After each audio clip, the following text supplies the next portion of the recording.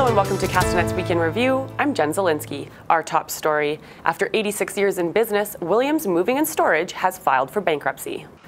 Over 300 people in both BC and Alberta are jobless after the company closed its doors without notice. We spoke with one employee who had been with Williams for 16 years, and he says he's owed over $22,000. I grew with Williams. I added on employees and trucks to facilitate essentially more Williams stuff. And it was a huge piece of my business and my company was servicing Williams. For the most part, the contractors have employees and they pay those employees. They pay their own trucks, they pay the fuel, and then a month later Williams would pay us for that work. So all of us are out. Literally, like, it was literally spent money that we were all waiting to get back to cover for the costs we had put out. After Castanet ran a story about a Vernon Muslim feeling the backlash after the Charlie Hebdo attacks, several comments were made regarding radical Islam in relation to the story. Now an imam who was born and raised in Enderby is speaking out about the true meaning of Islam after he was disheartened by the comments.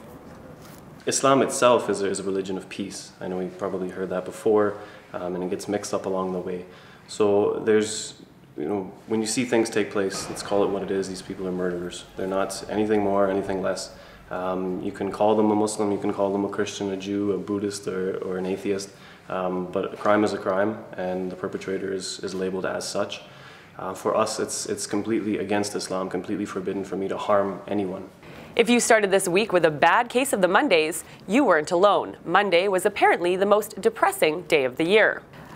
A group of researchers coined Blue Monday back in 2005, claiming the depression was brought on by the lack of daylight, the buildup of credit card bills after the holidays, and people giving up on their New Year's resolutions.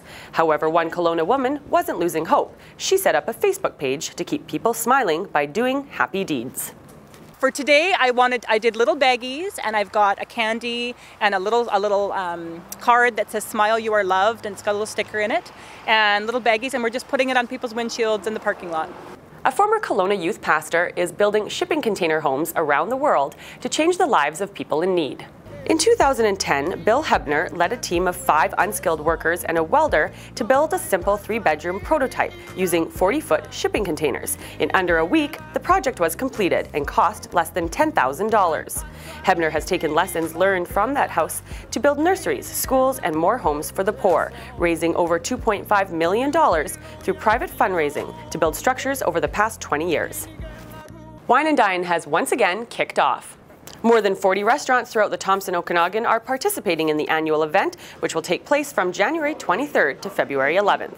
January, people aren't going out to restaurants. So we figured out that if we could provide some value, which in this particular case is a $15, $25, and $35 set menus, to encourage people to go to restaurants that they otherwise wouldn't, because there's value there. And then you pair it with the great wines of the Okanagan Valley, VQA wines. It's a reason to go out. Over 4,000 people are expected to attend the event, so make your reservations early. Well, that wraps up Castanet's Week in Review. I'm Jen Zielinski. Thanks for watching.